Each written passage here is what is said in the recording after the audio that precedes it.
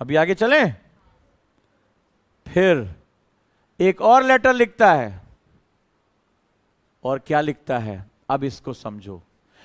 It took only 200 years for us to Christianize the whole of Africa. सारी point पहुंच रहा है कि साजिश कहां जा रही है। But even after 400 years India eludes us. I have come to realize it is sanskriti which has enabled India to do so, and to break it I have decided to learn Sanskrit. लोग कहते हैं कि बहुत बड़ा विद्वान था, उसको भारत से बड़ा प्रेम था, उसने संस्कृत सीखी थी। यही हमें बताया जाता है ना मैक्स मुलर के बारे में। अपनी पत्नी को लेटर लिखते समय कह रहा है कि पूरे अफ्रीका को ईसाई बनाने में हमें केवल 200 साल लगे, लेकिन 400 साल बाद भी भारत हमारी पकड़ में नहीं आया है। 400 साल? जी हां, सर टॉमस रो जहांगीर के शासनकाल में आया था। तुम्हें शायद यह पता नहीं है कि प्लासी की लड़ाई से बहुत पहले ये यहां पर ट्रेवल कर चुके थे। तब उनकी समझ में आया था कि इनके बस का नहीं है। औरंगजेब ने अंग्रेजों को मार मार के समुद्र में छुपने के लिए मजबूर कर दिया था। वो तो धन्य हो कि उन्होंने भारत विरोधी तत्वों को भारत में ही ढूंढ लिया, तब सरवाइव कर पाए। नहीं तो टॉमस रो के पहले से ही जो कहानियां सुनी जा रही हैं, इनको समझाया जाता था कि सिकंदर का आक्रमण से इनका इतिहास जुड़ा हुआ है। इसने लिखा कि 400 साल बाद भी हमारी पकड़ में नहीं आया, नहीं सुना। क्यों? क्योंकि ये हर व्यक्ति जो है वो अपने पूरे ज्ञान को लेके घूम रहा है। इन्हें किसी किताब उताब की जरूरत ही नहीं है, हर आदमी ज्ञान लिए घूम रहा है। उनकी इतनी वैज्ञानिकता है कि उन्होंने अपना सारा ज्ञान अपने जीवन में डाल दिया है। सारा ज्ञान जीवन में डाल दिया अपने। हमारे कभी भी प्राचीन रीति रिवाज देखो, बड़े वैज्ञानिक हैं, और उसको लोगों के व्यवहार में डाल दिया। बहुत टाइम लगा इन्होंने। बोला मैं ये समझ गया हूं कि भारत केवल संस्कृत की वजह से ऐसा कर पाया है। उसे तोड़ने के लिए मैंने संस्कृत पढ़ने का फैसला किया है। और याद होगा तमिलनाडु की एक क्लास हुई थी, बड़ी मेरी फेवरेट, मुझे दिल्ली से बहुत पसंद है। और मैंने उसमें एक बात कही थी कि आज़ादी के बाद संस्कृत को हमारे देश की भाषा क्यों नहीं बनाई गई। आज हम तमिल और हिंदी की लड़ाई लड़ रहे हैं। अगर हमने आज़ादी के बाद वास्तव में हम आज़ाद हुए थे तो हमारी राष्ट्रभाषा क्या होनी चाहिए थी? संस्कृत होनी चाहिए। क्योंकि तमिलियन भाषाओं की भी जननी वहीं से है, कभी लड़ाई होती ही नहीं। दोनों में कॉमन है ये। और अब 75 सालों में हम भारतीय इतना सीख गए होते कि आज हम अपने धर्म ग्रंथों, अपने जो वैदिक कल्चर है, अपने जो साहित्य है, उसको पढ़ के निकाल पाते। और आज हमारा रिसर्च, हमारी कंप्यूटर, आज जब 1 अरब 40 करोड़ लोग यही भाषा बोल रहे होते तो हम सॉफ्टवेयर किसमें डेवलप करते? संस्कृत में। आज हम कहां होते? हमारे विभाजन ही नहीं होते, क्योंकि सबकी भाषा क्या होती? संस्कृत होती। लेकिन हाय रे, देश की आजादी के बाद वो साहेब लोग जो थे, उन्होंने क्या सोच लिया? प्रशासनिक भाषा बना दी अंग्रेजी। लोग कहते थे कि हाउ इंडियन, एक उड़िया बंगाली से कैसे बात करेगा? संस्कृत से बात करेगा। इंग्लिश ही क्यों? हमारे यूथ को यह तो पता है शेक्सपियर ने क्या लिखा, लेकिन हमारे प्राचीन ग्रंथों में क्या लिखा है ये किसी को नहीं पता। रोमियो जूलियट की कहानी एक एक बच्चे को पता है, लेकिन अभिज्ञान शाकुंतलम में क्या है भारतीयों को नहीं पता। मेस्मराइज होकर कहते हैं कि प्रेम की जो व्याख्या है वो जूलियस सीजर में हुई है।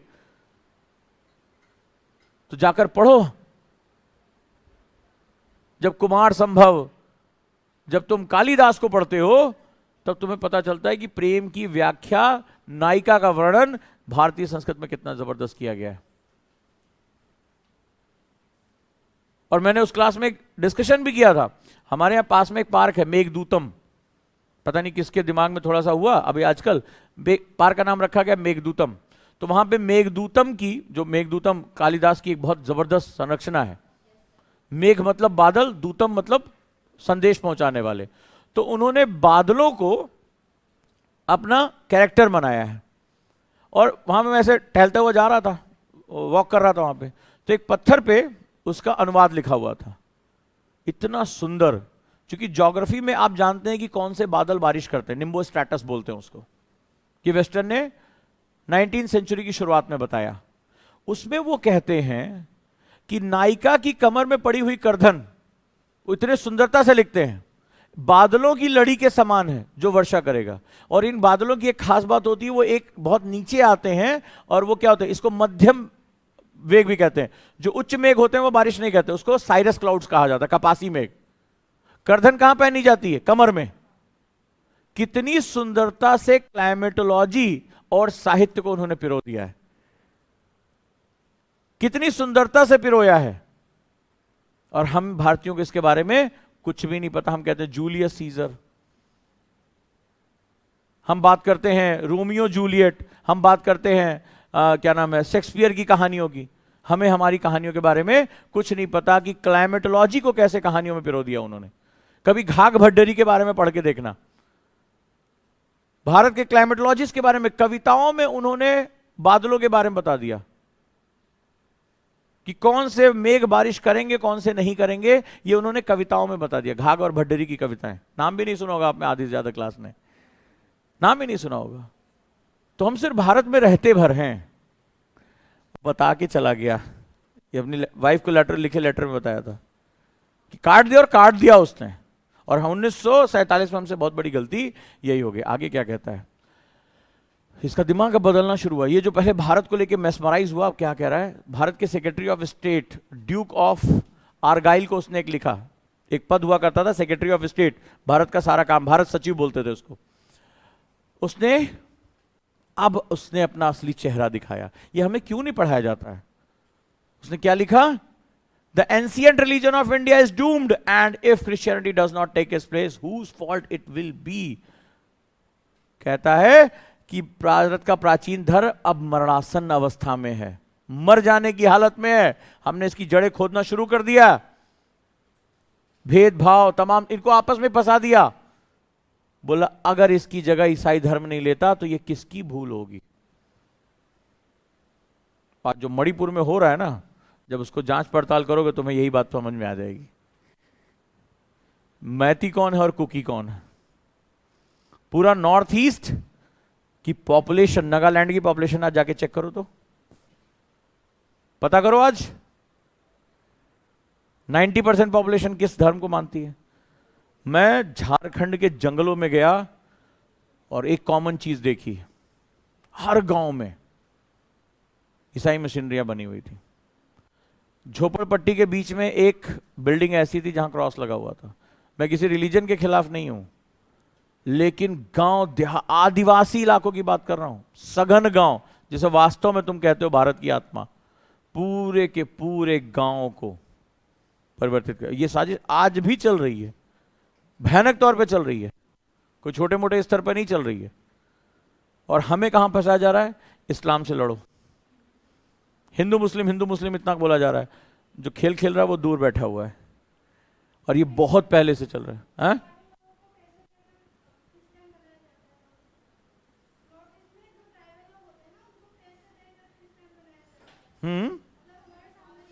पूरे देश में यही है।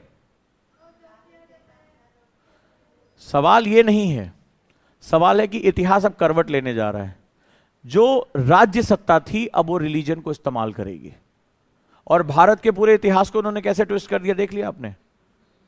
अब ये इसको और भयानक रूप में लेके जाएंगे और अब और ज्यादा रक्तपात करेंगे। और इसमें एक ऐसा व्यक्ति अब प्रवेश करने जा रहा है जो पूरे हमारे आज के आधुनिक इतिहास को वर्ड हमेशा के लिए बदल के रख देगा। और मैं क्लास को एक चीज से समाप्त करना चाहूंगा, इसको बात से समझने की कोशिश करना कि संसार में जो सबसे बड़ा धर्म है वो राष्ट्र धर्म होता है। इस बात को समझने की कोशिश करना।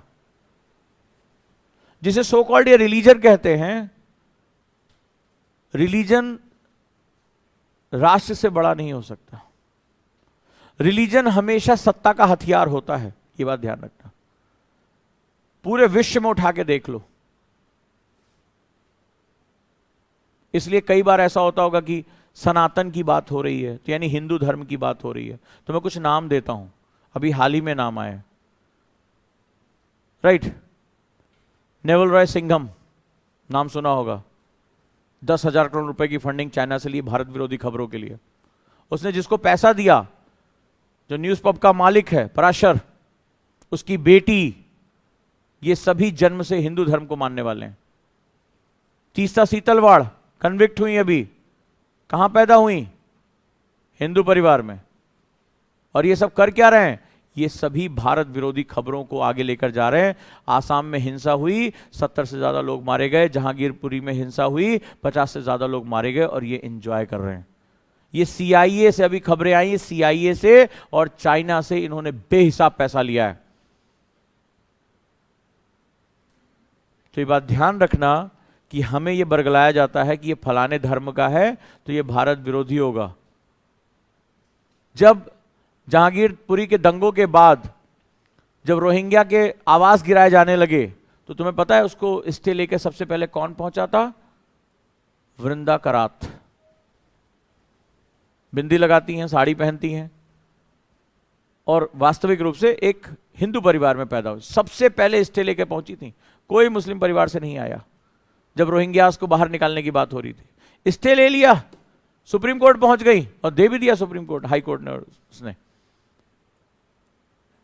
इसका सीधा सा मतलब है कि आप किस रिलीजन में पैदा हुए ये मैटर नहीं करता है, आपका झुकाव किधर है ये बहुत मैटर करता है।